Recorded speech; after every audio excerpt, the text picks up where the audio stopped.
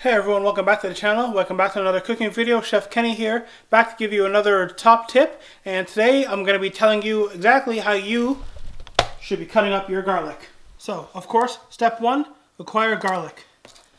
Step 2, smash. Step 3, peel the garlic. Once peeled, step 3.5, cut off the little butt. And step 5, slice.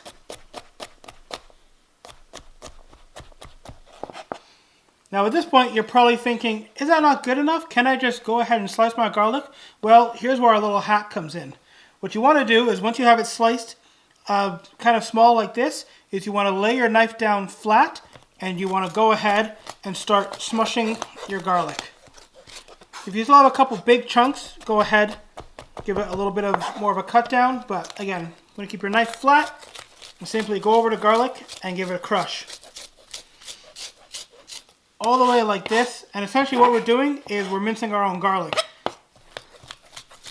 So go ahead, knife flat, smash, smash, smash, smash, smash, and you can see and feel on your knife that eventually what you're going to get down to is this nice super thin, kind of all smushed garlic.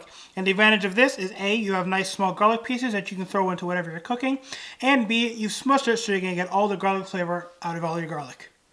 So there we go, guys. Once again, there's another quick tip for everybody. If you guys already knew about this, great. If not, I hope you learned something new.